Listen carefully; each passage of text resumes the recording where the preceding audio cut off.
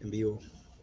Muy buenas noches a todos los oyentes y los expositores, las personas que están pendientes de este debate. Hoy tenemos dos expositores de muy buen nombre, reconocidos en las redes por ser excelentes apologetas.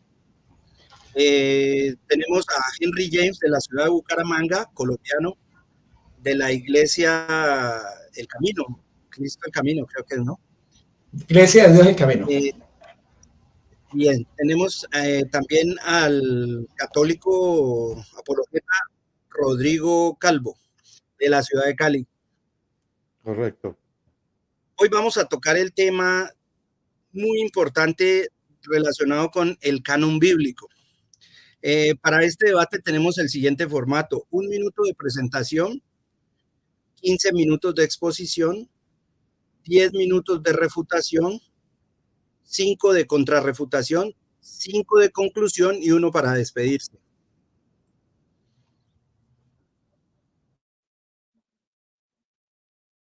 Okay. Bueno, entonces tenemos tu presentación. Por favor, puedes continuar, Henry. ¿Puedes presentarte? Bueno, muchísimas gracias, Carlos. Y también un saludo muy cordial a Rodrigo Calvo. Mi nombre es Henry James. Soy de Bucaramanga, Colombia. Pertenezco, como lo decía anteriormente Carlos, a la Iglesia de Dios El Camino, la restauración de la verdad original enseñada por Jesucristo y los apóstoles. Y el día de hoy vamos a entablar un debate con nuestro amigo Rodrigo Calvo acerca del canon bíblico, si son 66 o 73 libros, principalmente enfocándonos pues en el punto de divergencia que es el canon del Antiguo Testamento, ¿no? Entonces, espero que este debate sea de gran edificación para todos los oyentes católicos, cristianos y todas las personas que están viendo. Y como es de costumbre, les sugiero que lapicero, bolígrafo, una agenda, tomen sus apuntes y saquen sus propias conclusiones.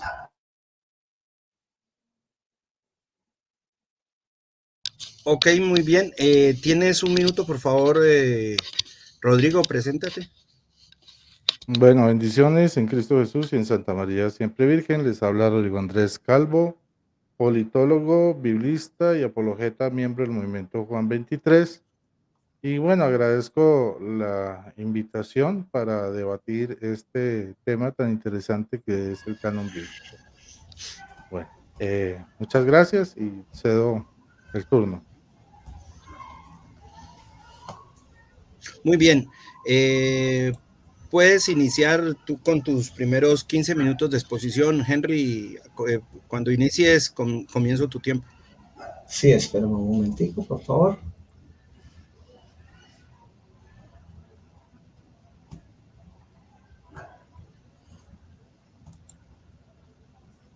¿Listo? ¿Me avisa si está proyectado ya? Sí, ya, simplemente inicia y yo empiezo tu tiempo.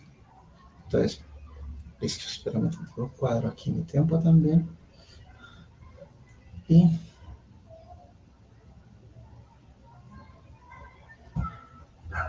bueno, muy bien. Como decía anteriormente, aquí estamos reunidos para discutir sobre un tema que es muy polémico, la Biblia y su canon, ¿no? ¿Sí? Primero que todo, como el objetivo, pues, de los debates que establezco es edificar también a las personas, ¿sí? Pues vamos a, primero que todo, a saber cuál es el concepto, la definición del canon bíblico. Y también vamos a ver cómo se formó la Biblia, ¿no? ¿Qué significa la palabra canon? Bueno, el canon bíblico, esa palabra canon viene del griego canon y del hebreo karet, y quiere decir caña. ¿Ah? Entonces, pues debido al uso de la caña como vara de medir, la palabra canon vino a significar una regla o referencia estándar. En este caso, pues para saber cuáles son los libros que pertenecen pues al canon sagrado, ¿no? ¿Ah?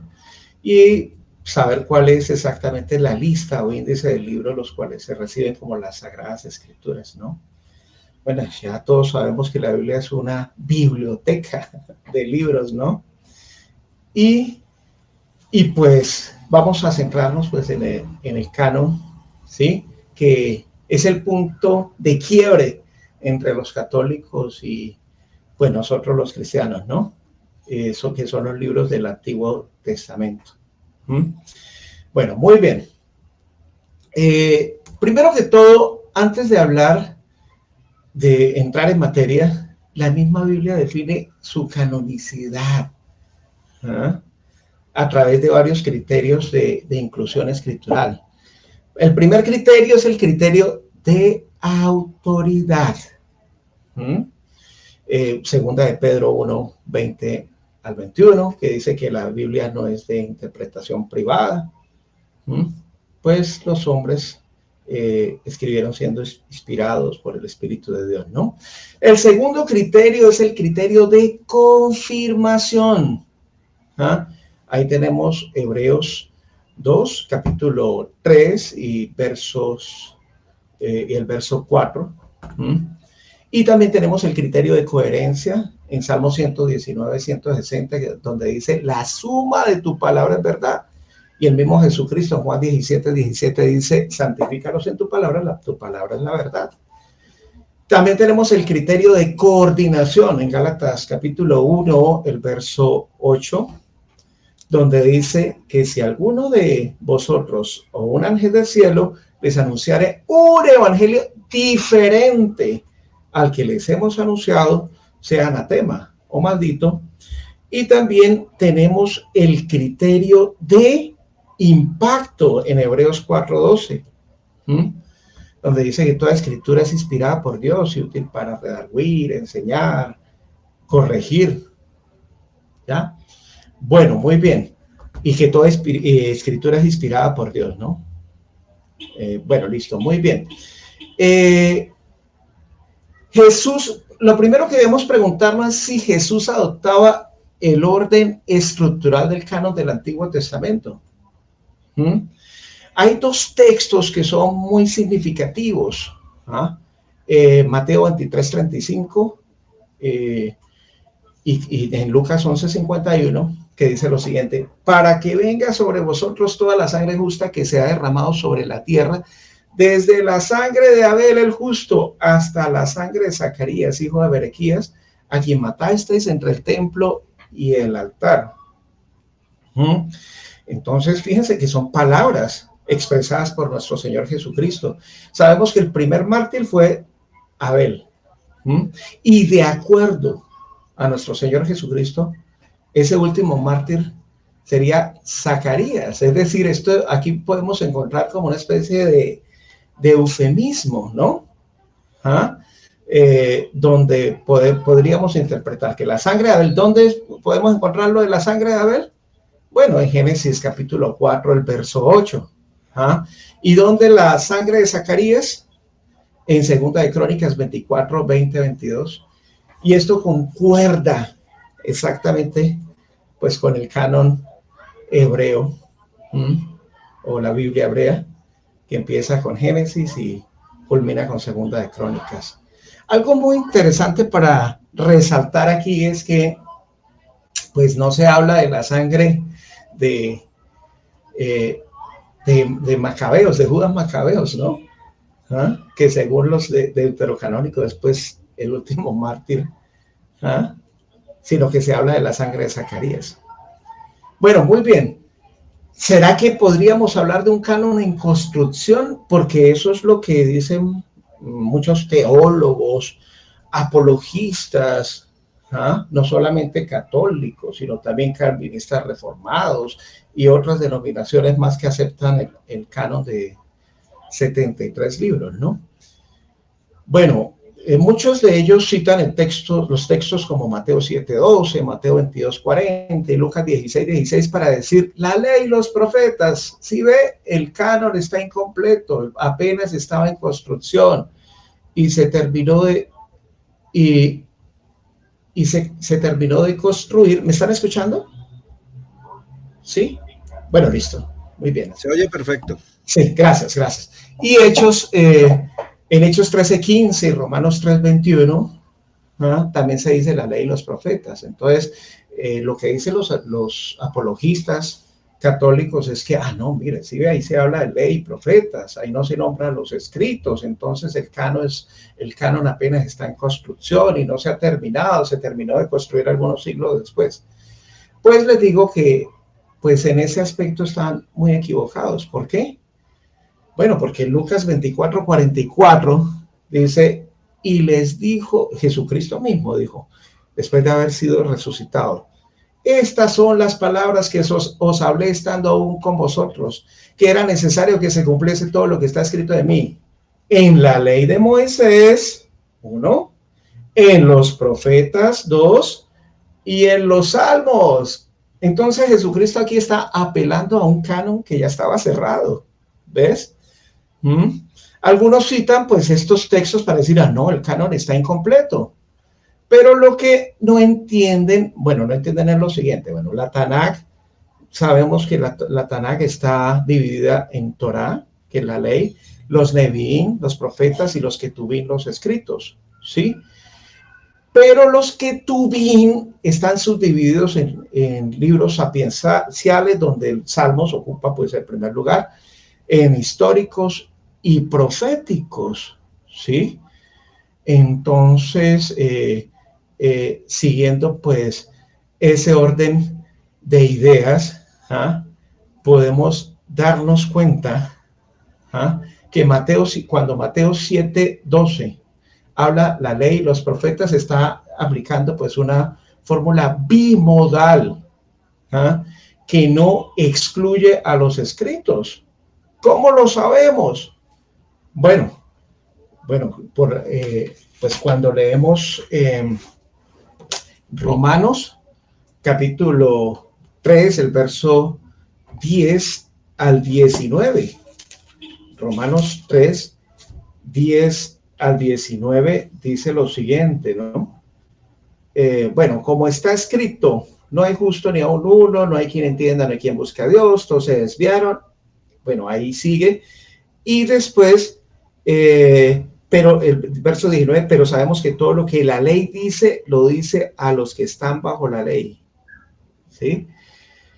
Fíjense muy bien que aquí podemos darnos cuenta que en su boca está llena de maldición y de amargura.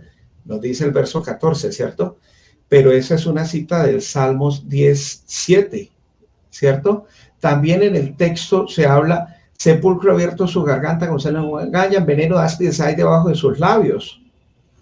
Y eso está citado del Salmo 143, ¿sí? Es decir, cuando nos detenemos a leer versículo por versículo desde Romanos 3, del 10 al 19, nos podamos dar cuenta de que cada uno de esos versículos está citando de salmos, de los salmos. Y algo que me llama la atención es que el verso 21 dice, pero ahora, aparte de la ley, se ha manifestado la justicia de Dios testificada por la ley y por los profetas. Entonces, ¿qué indica esto? De acuerdo al contexto, que los salmos también están incluidos dentro de esa fórmula bimodal. ¿Ves? Bueno, muy bien. Entonces, de acuerdo pues a los judíos, la Biblia hebrea está dividida pues en 24 libros, ¿sí? Muchos padres posapostólicos hacían esa división en 22 libros, pero porque fusionaban algunos, ¿no? Pero realmente la cantidad era la misma. 24 libros o 39 libros, es la división cristiana. No es que la Biblia cristiana tenga 15 libros más, no, sino que pues para que estuviera de acuerdo con las consonantes hebreas, que eran 22, pues muchos decidían o optaban por abreviar la cantidad de libros, ¿sí? Para que diera esa suma de 22. o 24 como los conocemos actualmente, ¿no? Ahí tenemos la división de la Torá.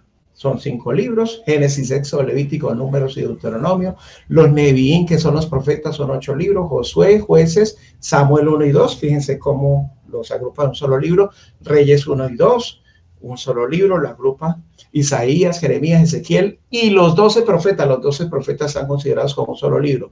Los Ketubín, escritos, que son los escritos, son 11 libros. Ahí figuran los Salmos, Proverbios, Job, Cantar de los Cantares, Ruth, Lamentaciones, Eclesiastés, Esther, Daniel, Esdras 1 y 2. El segundo Esdras es el que nosotros conocemos como Nehemías, ¿no? Y Crónicas 1 y 2 para un total de 24 libros de la Tanakh, ¿no? Bueno, vamos a entrar en el campo de la patrística, teniendo en cuenta también de que, pues, mi oponente es un apologista católico, ¿no? Entonces, ¿qué nos dice la patrística? Por ejemplo, Biletón de Sardes, que murió en el año 194, clasifica la Biblia hebrea en 22 libros, de acuerdo con las letras del alfabeto hebreo. Tengan en cuenta, en mente, todas las personas que están escuchando este debate, ¿sí?, que Biletón de Sardes apela a la estructura que utilizaban, pues, los judíos, ¿no? De las épocas tempranas, ¿no? No menciona ningún libro apócrifo o deuterocanónico. Bueno, tampoco incluye, pues, el libro de Esther, ¿no? Tertuliano, que vivió del año 160 al 220, clasifica la Biblia también en 22 libros de acuerdo con las letras del alfabeto hebreo. Estructura. Afirmaba el canon de la escritura, que la escritura era cerrado, se refería a este como instrumento pleno de la literatura judía, ¿no? Orígenes clasifica la Biblia también en 22 libros de acuerdo con las letras del alfabeto hebreo. No incluye los libros apócrifos. Él también en una obra dice: la expresión aparte de estos libros están los macabeos ha sido mal interpretada por apologistas y teólogos católicos pensando que estos estaban incluidos en el canon. Pero también excluye el libro de los 12 profetas menores. No. Se perdió, según algunos eruditos, se perdió la cita en uno de esos traspapeleos a través del paso de la información. Un minuto y medio. Gracias. Atanasio de Alejandría también clasifica la Biblia hebrea en 22 libros de acuerdo con las letras del alfabeto hebreo. Incluye a Barú, pero no incluye los otros libros apócrifos. ¿Sí? Excluye el libro de Esther, Judía, Eclesiástico, Macabeos 1 y 2 y Sabiduría. Afirma que estos libros eran de carácter eclesial, no teológico, no canónico. Epifanio de Salamina clasifica la Biblia hebrea en 27 libros, incluye a Barú, pero no incluye los otros libros apócrifos. Tengan en cuenta eso. Hilario de Poitiers clasifica la Biblia en 22 libros, excluye los libros apócrifos y el de Nehemías. Cirilo de Jerusalén excluye los apócrifos y los libros de Isaías, Jeremías y Lamentaciones, también excluye los libros, bueno, apócrifos. Gregorio Nacianceno clasifica la Biblia hebrea en 22 libros, excluye los libros apócrifos, Samuel y Segundo. Lo mismo Anfiloquio de Iconio. Rufino de Aquilea excluye los libros apócrifos. Entonces, fíjense que la mayoría de estos padres posapostólicos excluían los libros apócrifos, pero apelaban a la estructura canónica hebrea. Entonces, voy a dejarlo hasta ahí. Carlos. Sí, te quedan 15 segundos, ya se cumple tu tiempo. Sí, listo, gracias. Entonces, pasamos ahora a la exposición de Rodrigo. Rodrigo, cuando gustes, inicio tu tiempo. Toma un minuto, por favor.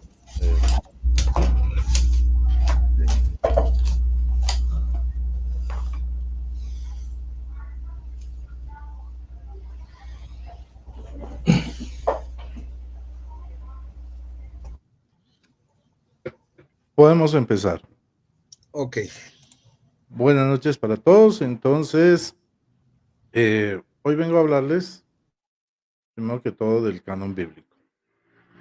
Nosotros tenemos que ser conscientes de que la Biblia más antigua que tiene la cristiandad se llama Vulgata Latina.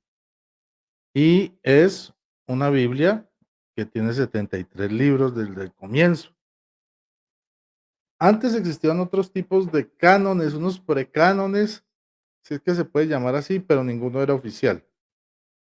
simplemente eran cánones personales que muchos padres de la iglesia adoptaban según la preferencia de uno u otros libros de la Biblia.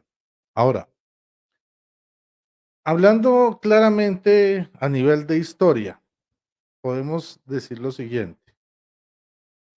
Lo primero es que sobre el canon judío griego, llamado Septuaginta, es el canon más antiguo que existe, del tercer siglo hasta el segundo, más o menos, antes de Cristo.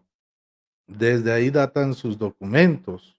Es de lo más antiguo que hay en el griego. Ahora, esta tiene dos versiones, una que se llama Septuaginta larga y otra Septuaginta corta. Una tiene 46 libros y la otra tiene 48 libros. Ninguno de ellos se considera apócrifo como tal. Eh, Apócrifos propiamente dichos son aquellos libros que están por fuera de la Septuaginta y que son de dudosa procedencia o que no tienen, digamos, una procedencia realmente bíblica. Por ejemplo, el Apocalipsis de Pedro, eh, digamos, el Apocalipsis de Job y otro tipo de documentos que pertenecen a corrientes extrañas del judaísmo y también del cristianismo. Por otro lado, por favor apaga Henry el micrófono, gracias. Bueno, la historia dice, o el mito dice que 72 sabios judíos, por petición de Alejandro Magno, decidieron pasar el, digamos, los textos sagrados del judaísmo al griego y pues obviamente ellos lo hicieron y que salieron copias fieles. Bueno, eso es un mito. Hay que ver la parte histórica y la parte ya mitológica de la narración. Por otro lado, tenemos que ese estaba clasificado en una división de Pentateuco, históricos, poéticos y sapienciales y profetas. Así.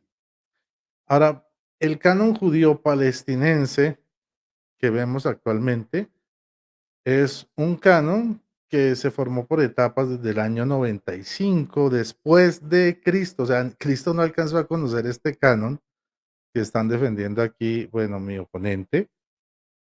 Comenzó a construirse en la escuela de Yamnia en el año 95 y terminaron de establecerlo por allá hasta el año 167 después de Cristo.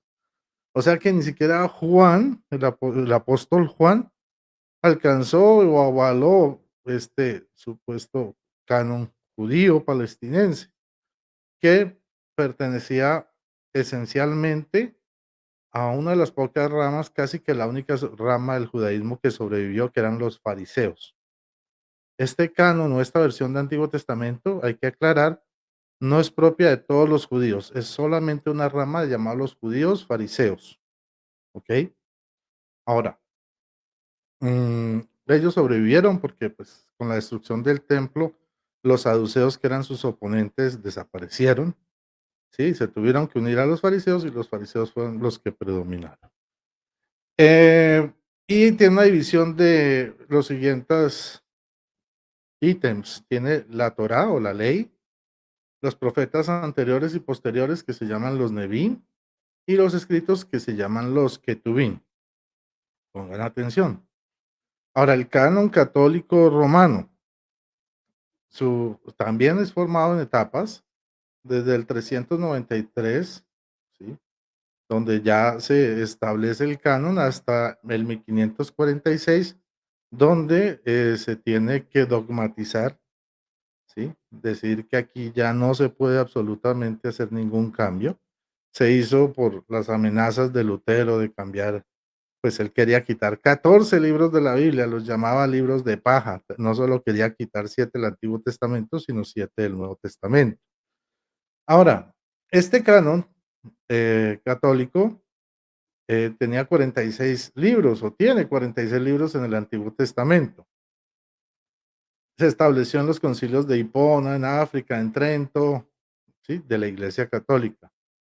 Su división está en Pentateuco, históricos, proféticos y sapienciales, profetas mayores y profetas menores. Ahora, el canon protestante que viene a defender hoy mi oponente es un canon de 66 libros, ¿cierto? Tiene 39 libros, pero ¿por qué no tiene 46 o 48 o 22 como tienen los cánones judíos, sino 39? ¿Quieren adivinar por qué? Porque ellos siguen la misma división católica del Antiguo Testamento.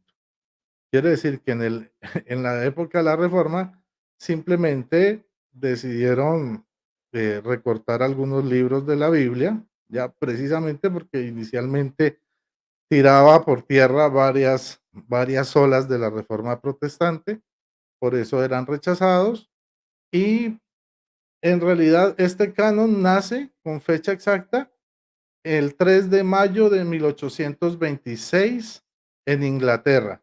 Es un canon de 66 libros con un canon del Antiguo Testamento de 39 libros. Entonces, como vemos, esta división no pertenece ni al judaísmo, ¿sí? Clásico que ellos reclaman tener, y tampoco pues pertenece realmente a la Iglesia Católica porque no tiene el número de libros, pero guarda la división del Antiguo Testamento católico. Hay que tener presente, ¿no? Porque, pues primero, ya sabemos, la primera Biblia cristiana que existe es la Vulgata Latina, no la Reina Valera, y es del año 300, mm, a ver, 393, 383. Ahora, la primera Biblia protestante de 66 libros, si ustedes van a cualquier parte de la historia, a cualquier momento de la historia, es 1826, 3 de mayo. Antes de eso no existían Biblias de 66 libros. Ahora, nos hablan de padres de la iglesia y bueno, eso ya lo trataré en mi refutación, entonces lo voy a pasar por acá. Por otro lado, entonces, como les digo, ¿por qué nosotros tenemos el Antiguo Testamento griego de la Septuaginta y no la Tanaj hebrea?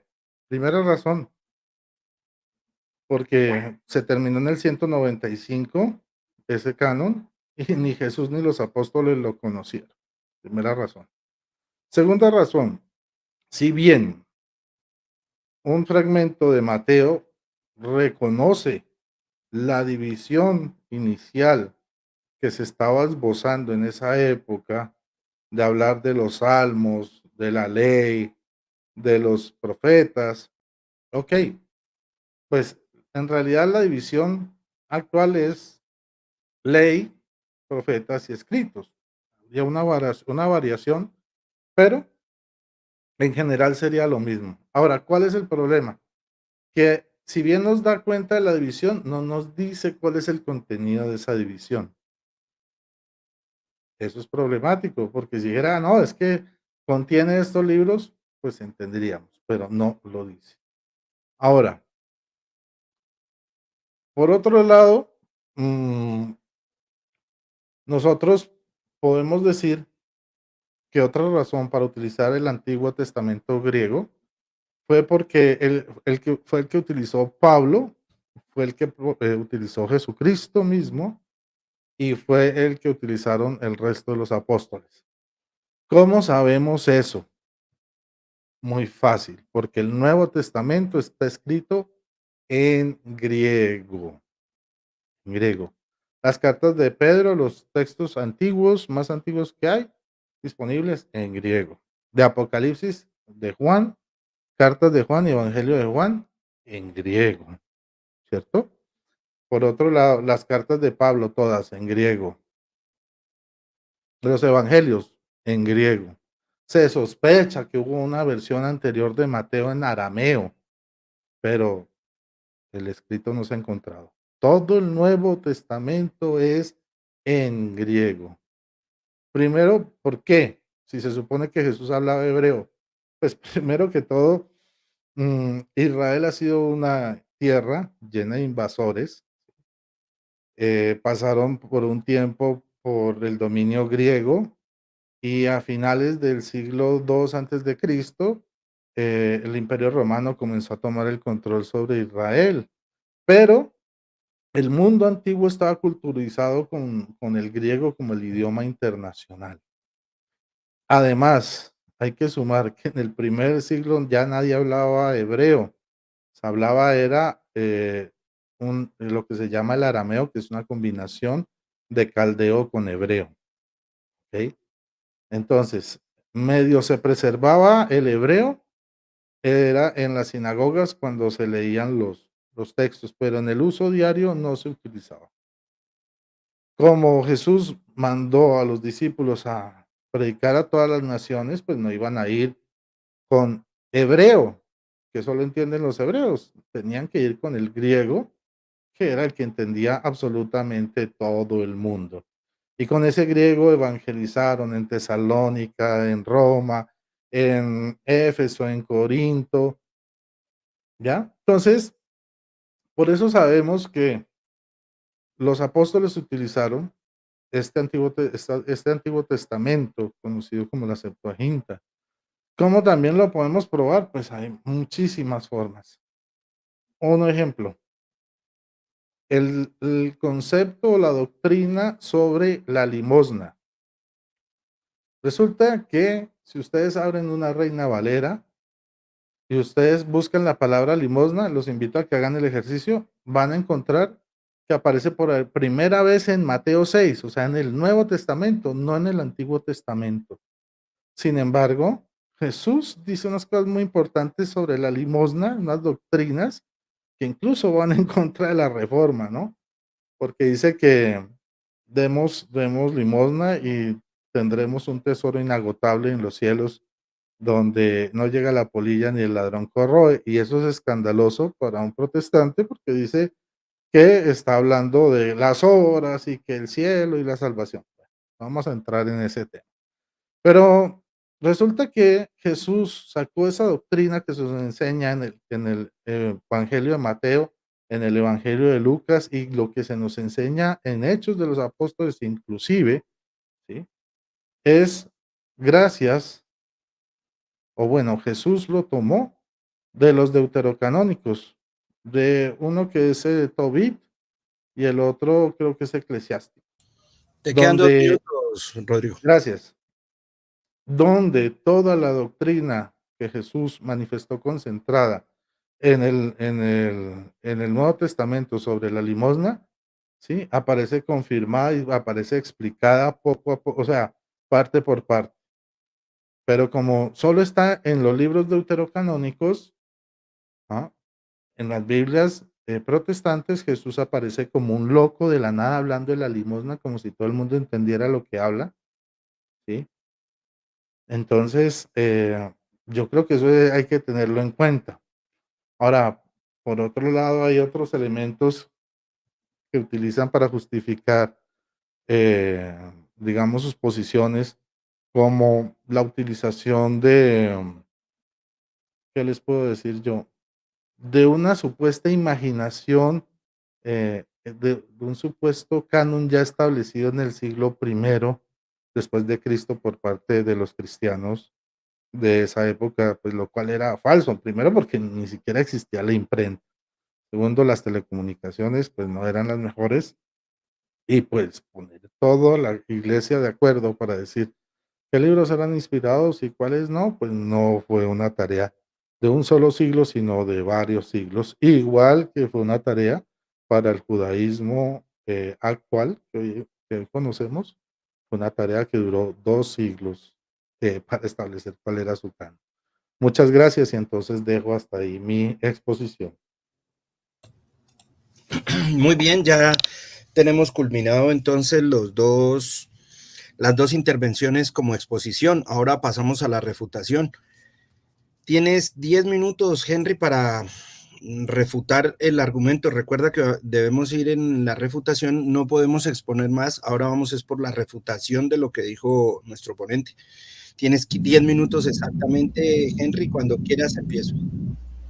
Espérame tantico, por favor.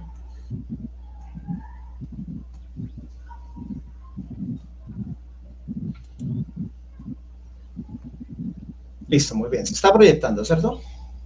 Sí. Sí. Me dices para iniciar. Ya. Bueno, la gran mayoría de eruditos hebreos consideraron que los libros apócrifos eran buenos documentos históricos, ¿ah? Pero que no fueron inspirados por Dios, ¿sí? Por eso es que es incorrecto llamarlos deuterocanónicos o de segunda inspiración, sino más bien apócrifos, como lo llamó Jerónimo, ¿no? Jerónimo mismo, yo no lo estoy diciendo, no son palabras mías, Jerónimo también dijo que estos libros eran apócrifos. De hecho, pues Rodrigo estuvo mencionando la palabra deuterocanónico. Esa palabra deuterocanónica era desconocida para los padres posapostólicos. ¿Sí? Esa palabra se introdujo fue en el Concilio de Trento, como voy a explicar más adelante. Bueno, es muy importante, Rodrigo, tener en cuenta lo que nos enseña Proverbios 35 al 6. Toda palabra de Dios es limpia. Él es escudo a los que leen espera. No añadas a sus palabras para que no te reprenda y seas hallado mentiroso. Lo dice la santa palabra de Dios. Estos libros, Primera, Segunda Macabeos, Eclesiásticos, Sabiduría, Baruch, Judith, Tobías, no aparecían en el canon judío, ¿sí? Esos libros son posteriores, ¿sí? Después, como sabemos, se tradujo Rodrigo estuvo hablando también de la Septuaginta, ¿sí? De 72 sabios que tradujeron, creo que fue el rey Ptolomeo que mandó a traducir la Biblia pues a griego, ¿sí? Pero según San Agustín, había un canon corto y un canon largo, ¿sí? Entonces, ¿por qué San Agustín hablaba de un canon corto?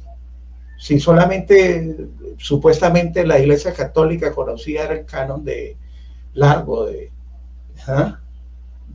46 libros, ¿cierto? Bueno, porque él ya sabía que pues, como lo voy a demostrar más adelante también, que en la Septuaginta se introdujeron 7 libros posteriormente, pues a la época de la inspiración divina. Historia de los libros apócrifos. Es muy importante saber cómo surgieron, ¿no? La nación de Israel trató estos libros con respeto, pero nunca los aceptó como libros verdaderos de la Biblia hebrea. La iglesia cristiana primitiva debatió la situación de estos libros. Pocos cristianos creyeron que ellos pertenecieran al canon de la escritura. Por ejemplo, los rabinos de Yamnia, de las escuelas de Yamnia, ellos no aceptaron estos libros como inspirados. El Nuevo Testamento cita el Antiguo Testamento cientos de veces, pero en ninguna parte cita o aluda a cualquiera de los libros apócrifos o deuterocanónicos. Todas las citas, supuestas citas, son remiendos que tratan de construir los teólogos y apologistas católicos para decir, mire, como Jesucristo habló de la limosna y aquí en este deuterocanónico entonces habla de la limosna, entonces Jesucristo citó de los libros deuterocanónicos, ¿no? ¿Ves? Pero simplemente no según lo que yo diga, muchos eruditos han llegado a esa conclusión. En cambio, cuando Jesucristo citaba y no solamente Jesucristo, sino los apóstoles citaban del Antiguo Testamento, de la Biblia hebrea, la cita era tan clara, tan nítida, tan textual, que no se prestaba a ninguna confusión. Bueno, muy bien. Aquí nos está hablando también Rodrigo del año 1827, que es que en el año 1827 se eliminaron los libros apócrifos, ¿sí? Bueno, Casiodoro de Reina los incluyó en la Biblia del Oso, pero Cipriano de Valera en la Biblia del Cántaro, él, aunque los incluyó, los agrupó al final del Antiguo Testamento para apartarlos del resto de los libros canónicos. Y Valera en su revisión dedica un apartado para explicar qué son los libros apócrifos, ¿sí? Mire, entonces aquí, mire, fíjate lo que dice: hemos aprobado bastantemente cuántos y cuáles sean los libros canónicos del Antiguo Testamento, a saber 22, es decir, de acuerdo a la estructura, ¿no? Grábense esa palabra, estructura, de donde se sigue manifiestamente que todos cuantos libros añadirán a estos 22 no son canónicos, no son Sagrada Escritura. Nuestros adversarios admiten los mismos 22 libros que hemos nombrado por canónicos, pero no contestándose con estos 22 admiten, no haciendo caso de lo que los antiguos hebreos, griegos y latinos, ni de lo que muchos modernos latinos determinan otros libros por canónicos, a los cuales dan la misma autoridad y crédito que a los otros que verdaderamente son canónicos, ¿ves? Entonces, fíjense muy bien, esto lo dice Cipriano de Valera. Entonces, para que lo tengamos en cuenta, ¿no? Es verdad que los apócrifos fueron retirados de la Biblia en 1827, como dice aquí nuestro amigo Rodrigo Calvo, ¿sí? Otros teólogos y apologistas dicen: ay, por presiones de grupos adinerados que amenazaron a las sociedades bíblicas unidas con no seguir financiando si los quitaban. Bueno, el canon cerrado apela a la estructura, amigo Rodrigo Calvo. Los padres apostólicos la tenían muy clara. El canon 60 del Sínodo de la Odisea, ahí cita los libros, corresponde leer los siguientes libros del Antiguo Testamento. Bueno, no los voy a leer, pero aquí están para los que quieran investigar. La Baraíta, citada en Barabatra, 14b y 15a en el segundo siglo, afirma que los judíos tenían un canon estructurado en 3 renglones: la Torá, los Neviín y los Ketuvim. Esa estructura no la inventó esa Baraíta, sino que recicló la tradición posterior al año 70 de las escuelas de Yania. No hubo un concilio de Yania, pero sí hubo varias escuelas rabínicas que no discutieron sobre la estructura canónica, sino acerca de cuáles libros, la estructura ya la tenían bien clara, sino de cuáles libros tenían derecho de permanecer en dicha estructura. Ellos no crearon un canon, sino que lo reconocieron. Decidieron qué libros manchaban las manos, como lo dice el erudito e historiador F.F. Bruce, ¿no? Que es un tecnicismo rabínico para referirse a su canonicidad.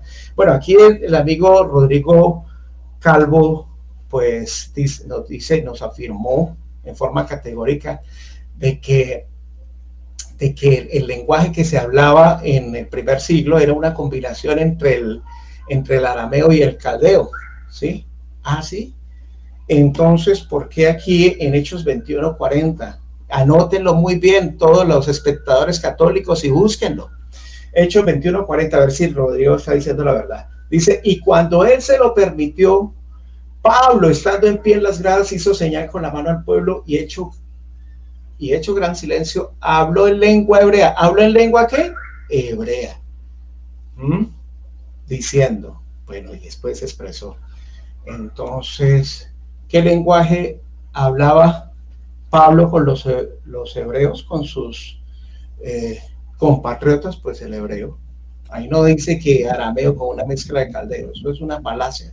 Queda un minuto y medio, Henry. Claro.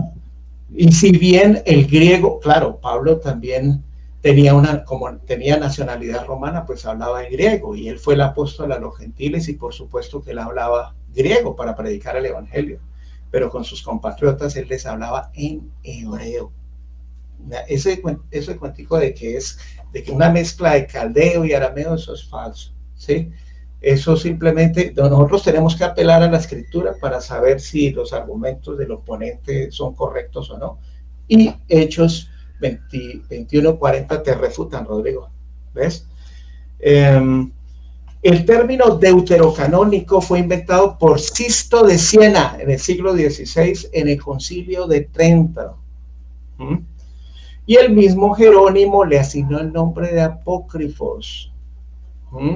Fue Jerónimo, que es considerado santo para el catolicismo, quien fue el que tradujo la versión Vulgata latina, que aquí Rodrigo Calvo nos dice que es que es la versión más antigua. Eso también es cuestionable y irrefutable, ¿no? Pero no tengo tiempo para hacerlo en estos momentos, ¿no? Entonces, el término apócrifo fue utilizado por Jerónimo para referirse a los libros que no eran considerados canónicos. Cristo no consideraba esos libros como inspirados. Lucas 24:44. La ley, los profetas y los salmos. Tiempo. Muy bien, ya tenemos los 10 minutos de refutación de Henry. Por favor, apaga el micrófono, Henry. Sí. Ahora pasamos a los 10 minutos de refutación de Rodrigo hacia tu primera exposición. ¿Listo? La contrarrefutación viene luego, que son otros 5 minutos. Ahorita vamos por la refutación del primer argumento. ¿Listo? Tienes 10 minutos cuando gustes, Rodrigo. Un momento, por favor. Un momento.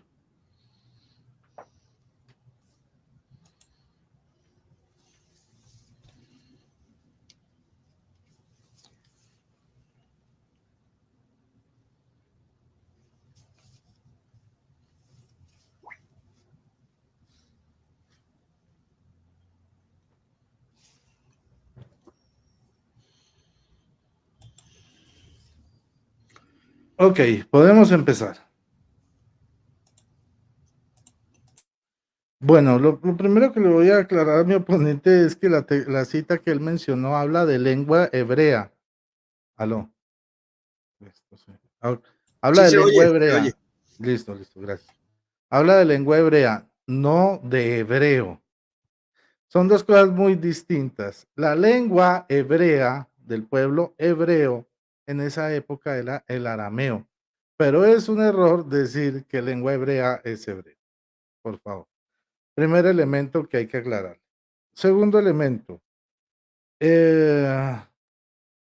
dice que los judíos no consideraron inspirados los libros deuterocanónicos y que por eso los sacaron. Bueno, eh, la historia y los judíos, si usted quiere, pregúntele a un rabino judío.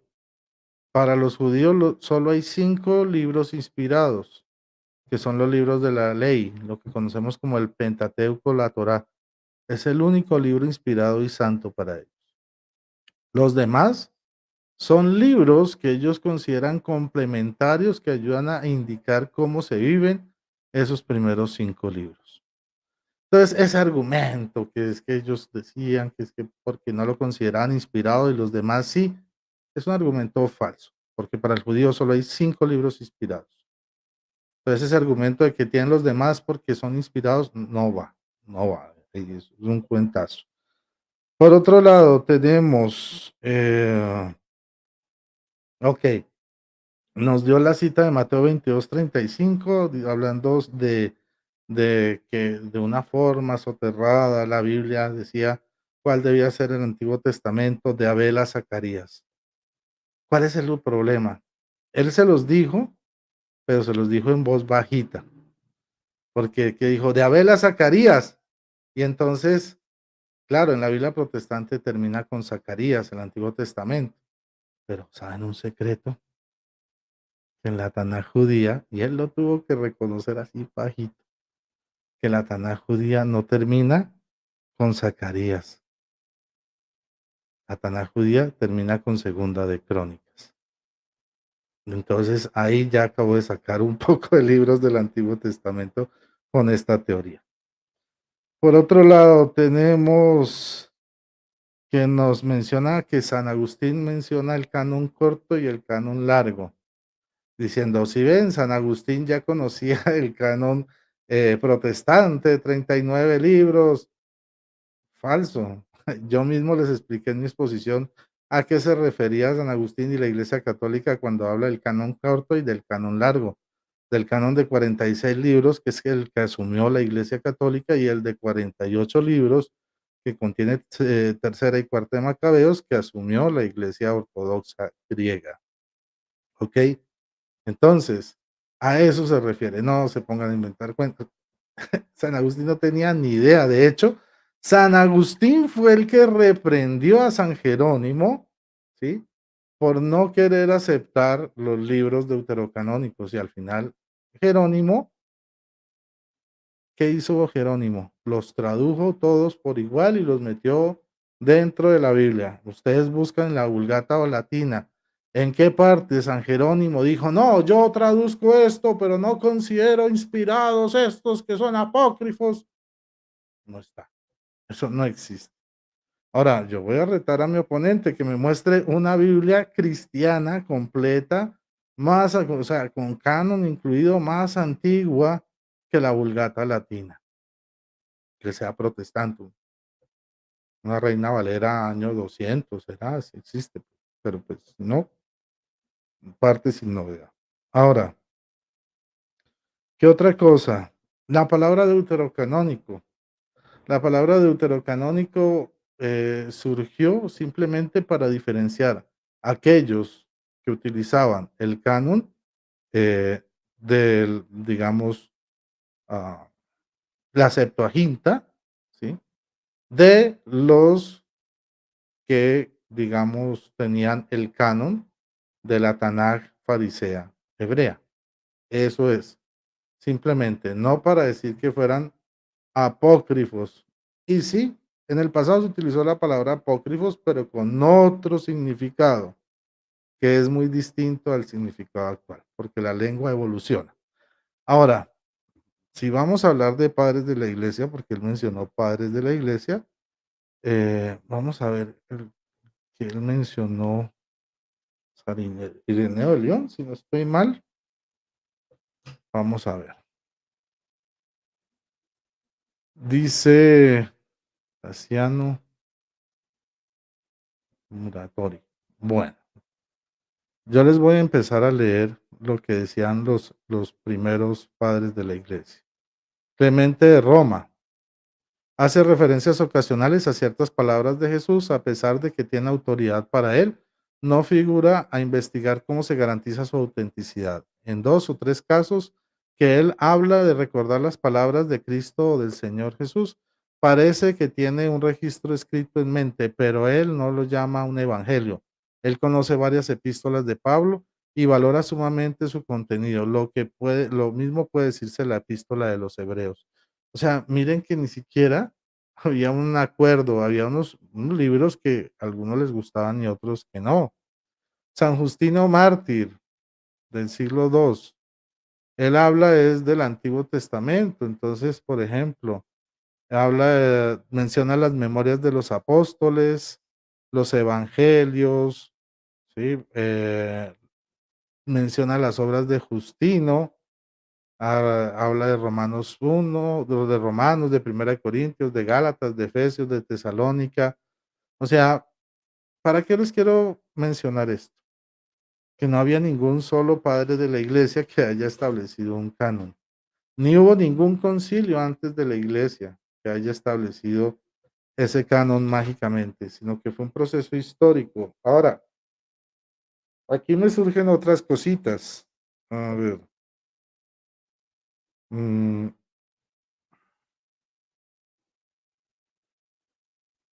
ok, ya vimos lo de San Agustín. El hecho es que no puede mostrarme mi oponente un canon de 66 libros anterior de 1827.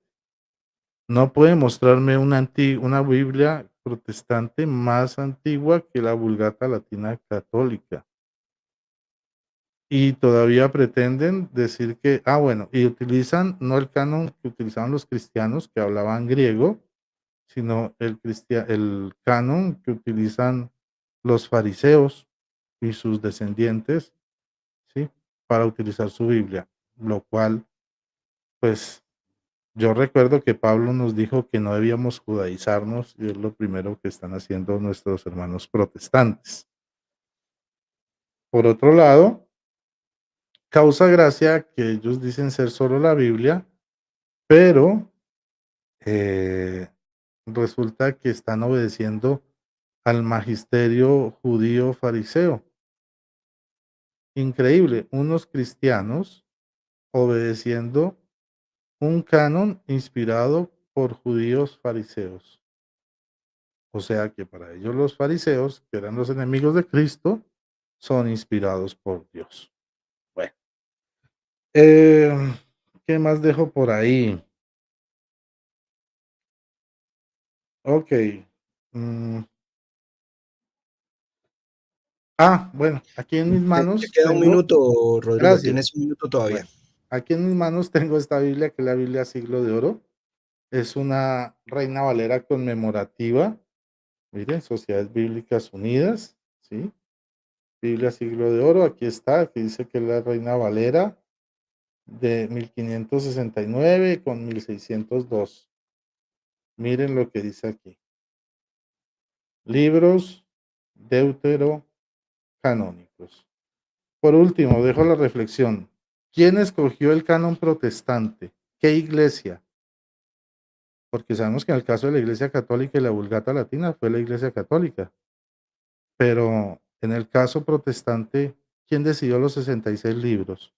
¿Una iglesia o una empresa privada llamada Sociedades Bíblicas Unidas? Muchas gracias. Listo, tenemos ya las dos refutaciones. Vamos ahora con la contrarrefutación. Tienes 5 minutos para contrarrefutar la refutación que hizo Rodrigo. Puedes iniciar cuando gustes, Henry. Henry, ¿me oyes?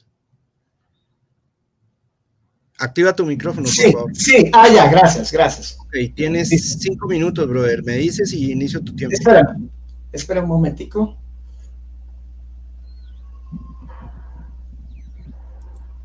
Bueno, vamos a contrarrefutar todos los argumentos y las falacias también utilizadas por mi contrincante. Me dices si comenzamos con tu tiempo, por favor. Por favor, espéreme tantico, aquí cuadro mi tiempo también. Listo. Primera falacia. Él dice que este texto que yo le mostré en Hechos 21:40 no se refiere a la lengua hebrea, pero es que si ahí mismo lo dice. Y hecho gran silencio, Pablo habló en lengua hebrea, en el idioma hebreo, nada de caldeo, una mezcla de caldeo arameo, ¿sí? Claro, yo no estoy negando que el arameo hubiese sido un dialecto y que Jesucristo lo hubiese podido hablar, como también podía haber hablado griego, ¿no? Pero lo que sí estoy negando es que lo que dice Rodrigo, que el hebreo ya no se hablaba en la época de Jesucristo, eso es falso. Ahora, segunda refutación, dice que para los judíos solamente hay 5 libros inspirados, ¿sí? Y que los otros son libros complementarios. Eso es una falacia también. ¿Por qué? Porque los judíos mismos dividen su Biblia hebrea en Torá, los Nevi'im, la Torá, que es la ley, los Nevi'im, los profetas y los Ketuvim, que son los escritos de algo que ya hablamos anteriormente, ahí queda refutado, ¿sí? Después utiliza Rodrigo una falacia de hombre de paja donde dice algo que yo no dije. Él dice, como por el hecho de yo haber citado Mateo 22:35, entonces él dice que, que Abel, Génesis, hasta Zacarías. No, señor Rodrigo, yo no estaba hablando del libro de Zacarías.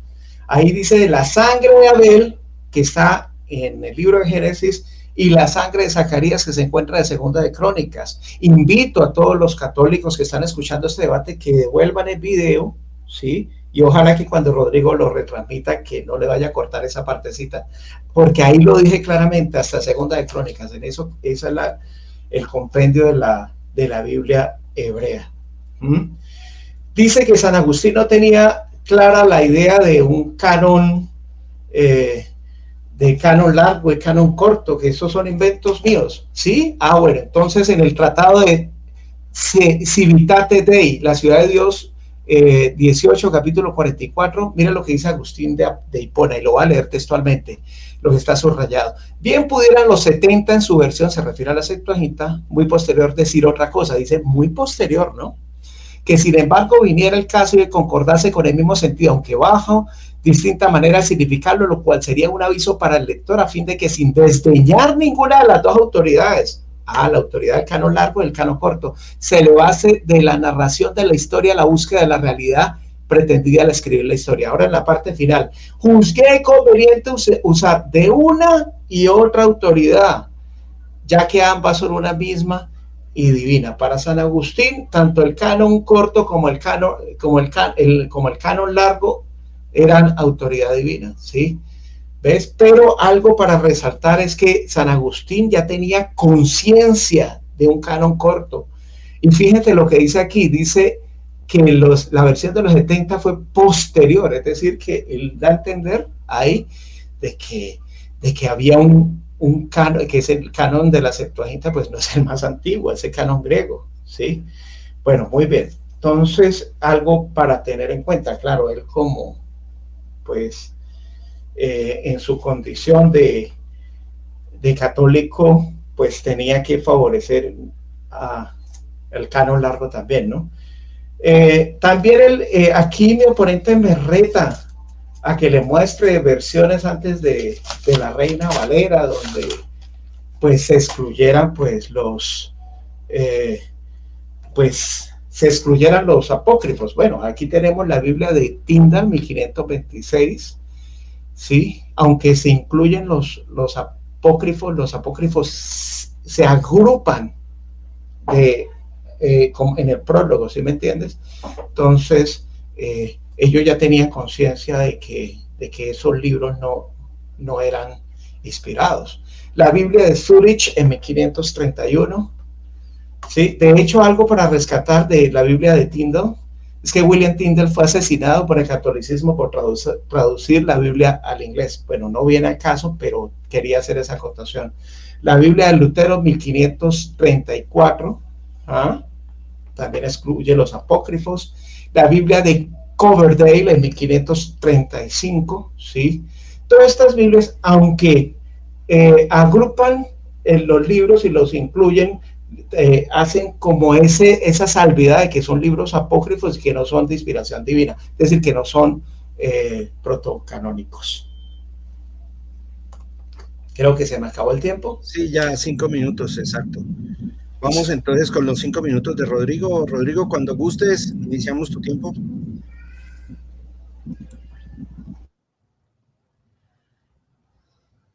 Rodrigo, ¿me oyes?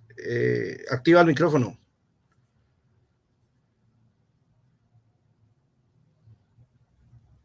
Ya, un momento.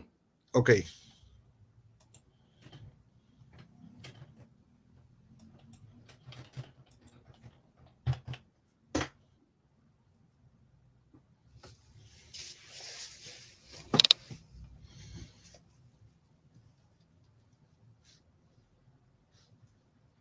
Bueno, entonces.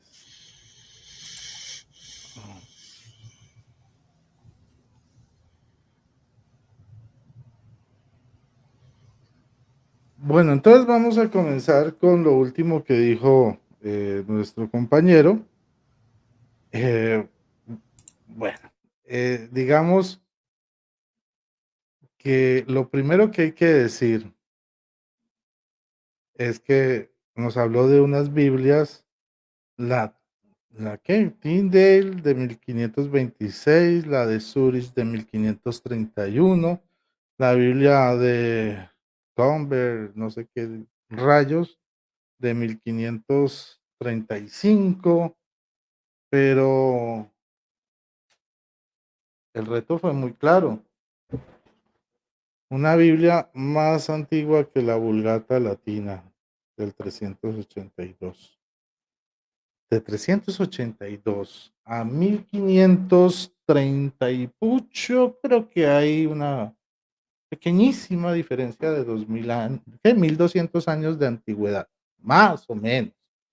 Ahora, por otro lado, tenemos que, si de Biblias vamos a hablar, la Biblia, porque es que dijeron que mataron a Tyndale, la Iglesia de Cristo mató a Tyndale, que porque quiso traducir la Biblia al inglés en 1500 y pico.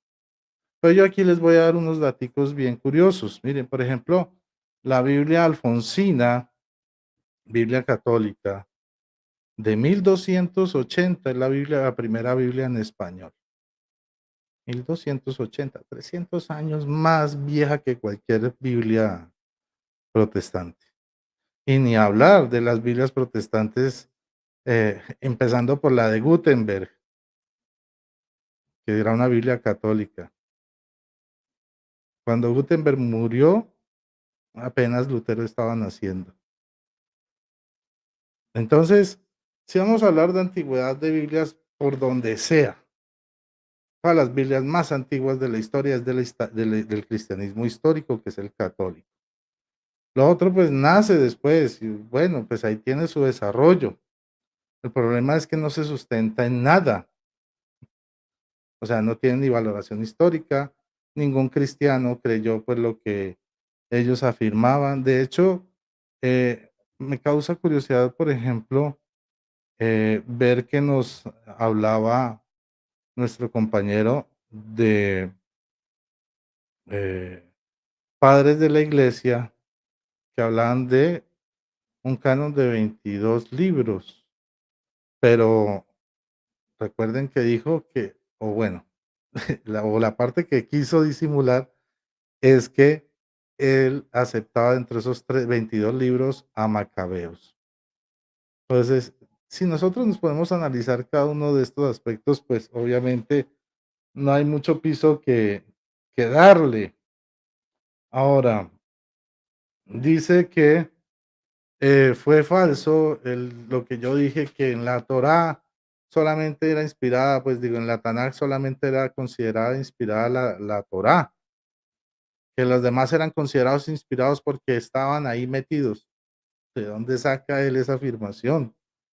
O sea, pregúntenle a cualquier rabino, a cualquier judío. Para los judíos, los 5 libros de la ley o el Pentateuco son los principales para su fe, son los únicos inspirados. Y los otros, por eso comienza con la Torá, con la ley. De hecho, la Tanaj es un acrónimo de la Torá, de los Ketuvim y de los Nevim. Entonces, en orden de importancia, primero está la Torá, la ley. Después, ahí vienen los Nevim, que son los escritos, y los Ketuvim, que son los profetas.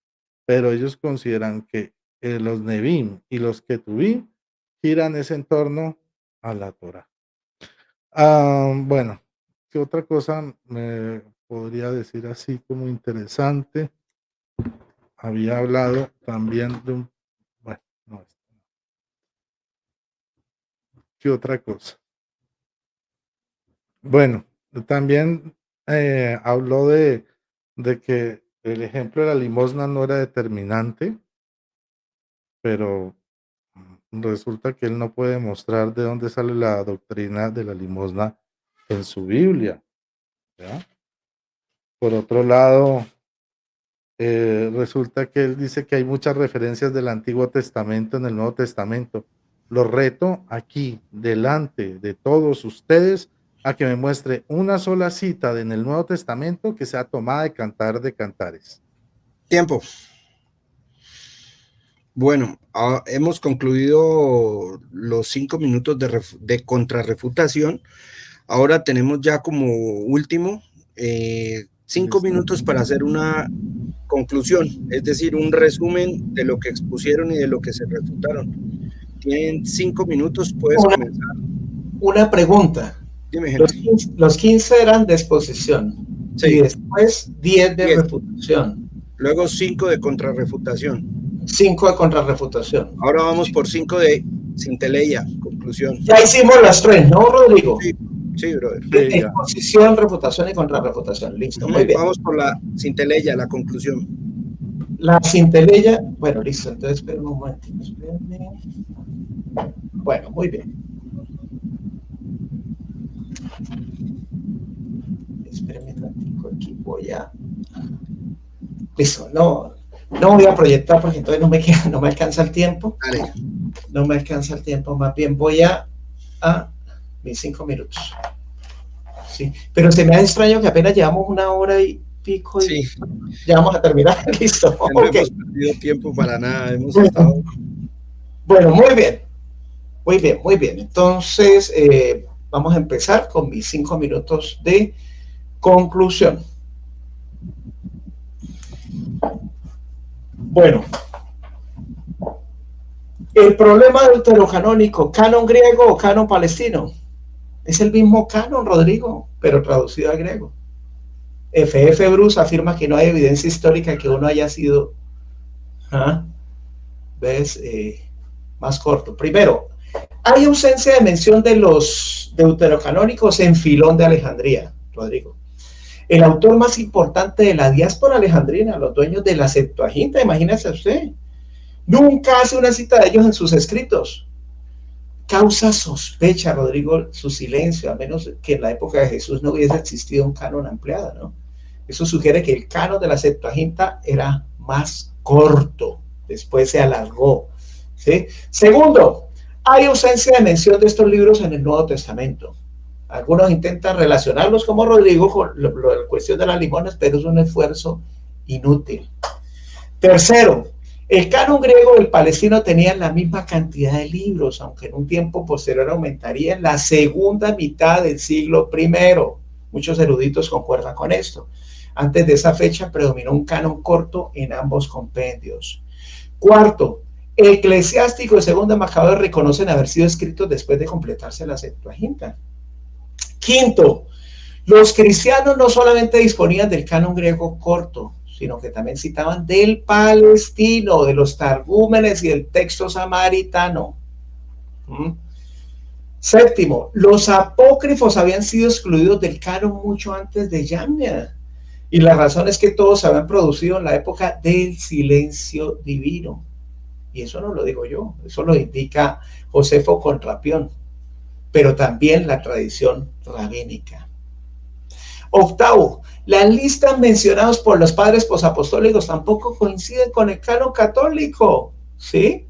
Todos estos padres posapostólicos apelaban a la estructura del canon de la Biblia hebrea, pero, por ejemplo, Rodrigo cuestiona la Biblia, nuestra Biblia cristiana, pero él no cuestiona que tampoco los padres posapostólicos se ponían de acuerdo en qué libros eran, ¿sí? Y no concordaban tampoco con la lista católica actual, ¿sí?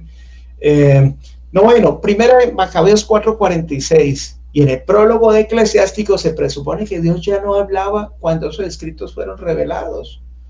Dos comentaristas católicos, anoten, ¿sí? Espectadores católicos, dos comentaristas católicos llamados Robert y Foillet aseveran que los deuterocanónicos se escribieron cuando ya había pasado la era de la espontaneidad, es decir, la era de la inspiración divina. Por lo tanto, no son de naturaleza inspirada, sino reflexiva. Por eso no son mencionados por Filón, ni por los autores del Nuevo Testamento, ni por el historiador judío Flavio Josefo. Décimo, los fragmentos de Qumran tampoco pues dicen mucho, ¿no? Ya que los esenios llegaron a condenar los deuterocanónicos en la obra sadoquita. 11. Los padres posapostólicos entendían que los textos debían considerarse a la luz de la herencia recibida judaica. 12. El término deuterocanónico era desconocido para los padres posapostólicos. Esto conlleva la existencia de un segundo canon, algo que está en contra de la estructura de 22 o 24 libros pregonada por ellos mismos, ¿no? 13. Las pruebas arqueológicas dan más validación a los textos canónicos que a los deuterocanónicos. De hecho, algunos eruditos del mismo catolicismo suelen afirmar de que algunos de esos libros son fantasiosos, ¿no? 14. Las Biblias reformadas del siglo XVI incluían los deuterocanónicos como apéndice de la misma manera como lo hizo Jerónimo en su Vulgata Latina, si no lean el Prologus Galeatus. Esto implicaba que no los consideraban, que no los consideraban como inspiración divina. El autor católico Ray George, el canon del Antiguo Testamento, dice que la Septuaginta original tenía un canon corto con la misma cantidad de libros del canon palestino. El canon largo se introdujo después. Y último, la Biblia no cayó del cielo, no. Hubo un proceso de compilación del Antiguo Testamento, pero se completó en la época de Esdras. Salmo 119, 160. La suma de tu palabra es verdad. Tiempo Muchas gracias, Henry, por tu conclusión. Vamos por ahora a la conclusión de Rodrigo. Rodrigo, puedes iniciar cuando gustes. Bueno, ya podemos empezar. Primero que todo, pues se ha probado que independientemente de lo que sea, nosotros somos cristianos y mantenemos la tradición griega. Y esa tradición griega tiene un canon corto, no tuvo un canon corto, tiene un canon corto que es de 46 libros y un canon corto largo de 48 libros. Aquí mi oponente ha intentado convencerlos de que cuando se habla del canon corto se refiere a 39 libros, lo cual es totalmente falso. Si San Agustín hablaba de canon largo y de canon corto, estaba hablando precisamente de el canon de 46 y el canon de 48. No existió semejante disparate del canon de 39. Eso apenas nace en 1826.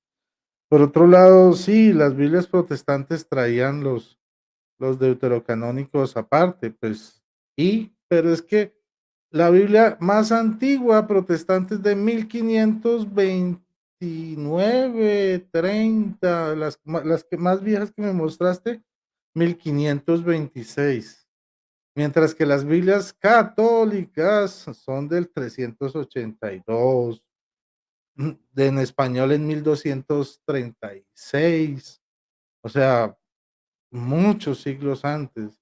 Entonces, ¿cómo le vamos a dar autoridad a algo que nació de la noche a la mañana? Nosotros debemos darle la autoridad a la tradición cristiana, cosa que no hace mi oponente porque él acoge a la tradición judía farisea. Recuerden que incluso los libros de Qumran, los hallazgos de Qumran, él dice que rechazaban los deuterocanónicos. No sé cómo es que dice eso. Si se encontraron vasijas por montones de libros deuterocanónicos y también apócrifos, de los dos. Entonces, simplemente ustedes busquen en internet los hallazgos de Qumran y se podrá dar cuenta que eso es así de sencillo. Por otro lado, nos habló del silencio de Dios. Esa es una doctrina que los que dicen creer solo en la Biblia no pueden sostener en la Biblia.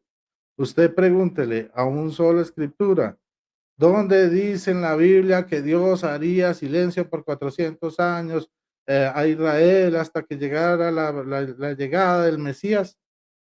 Eso lo dice en Primera de San Pepito 40:72, porque en la Biblia no lo dice.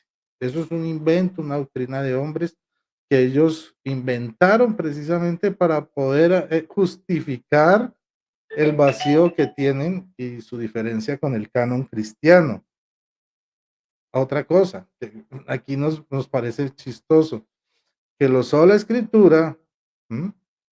Dicen que son sola escritura, pero acogen el canon del Antiguo Testamento de los rabinos fariseos. Entonces ustedes entenderán lo complicado y lo gracioso que se escucha, que los que creen solo en la sola escritura están siguiendo la palabra inspirada y autoritativa de unos rabinos fariseos, que eran los enemigos de Jesús. Ahora, todo esto, ¿para qué? Para una simple razón. ¿Por qué en el siglo I, comienzos del 2, los judíos quitan estos 7 libros de su Tanaj? Porque estos libros anunciaban, como en Sabiduría capítulo 2, la muerte de Jesús por nosotros de mano de los judíos fariseos. Ahí está, ustedes lean Sabiduría capítulo 2, verso 10 en adelante, y se van a dar cuenta cómo se narra que esta gente, estos fariseos, eran los vividores de la fe, querían hacerle trampa a Jesús, querían humillarlo en una muerte afrentosa. Todo está completamente narrado ahí, paso por paso. Y para un judío aceptar ese tipo de cosas y decir que ellos fueron los que mataron a Jesús, pues era muy complicado. Por eso quitaron los libros que consideran deuterocanónicos, pero haciendo la salvedad, ¿no? que los otros, los Nevim, o sea, los escritos de los profetas, no son inspirados, son complementarios a los únicos 5 inspirados para los judíos. Muchísimas gracias. Muy amable. Bueno, muchas gracias a los dos por su tiempo. Quiero agradecerles la educación que mostraron, la forma como manejaron el debate y quisiera un minuto para despedirse. Ya vamos en la parte final. Tienes un minuto, Henry. Puedes iniciar con tu despedida. Bueno, primero que todo, expresar un sentimiento de gratitud, Carlos, por el tiempo que dedicaste a moderar este debate. De verdad, lo valoramos muchísimo. Y también a mi oponente, Rodrigo Calvo, por demostrar respeto, cultura, buena educación en el debate. Así es que se hace un debate, ¿no?, para edificar y no donde corren insultos ni nada de eso. Entonces, me pareció muy bueno y ojalá que esta no sea ni la única ni la última vez que debatamos. Y bueno, listo. Muchísimas gracias, Rodrigo. Ha sido un placer haber debatido con altura como dos caballeros con usted. Muy bien. Tienes un minuto, Rodrigo. Bueno, muchas gracias a Henry por su invitación, a Carlos Patiño por su moderación, a todo el público que estuvo viendo el debate en mi canal y el que está viéndolo actualmente, pues en el canal de ellos. Muchas gracias por su atención, pues valoren cada uno de los argumentos aquí expuestos, hagan sus investigaciones y saquen sus conclusiones. Muchísimas gracias y que el Señor les bendiga. Muy bien, ya hemos concluido. Quiero agradecerle a las personas que están en línea, tanto del canal de Rodrigo como las personas que están en línea acá en el canal Apologética de tu Fe. Saludar a los que están en el chat y invitarlos para una nueva oportunidad y agradecerles a todos. Tengan muy buenas noches. Hasta luego. Hasta luego.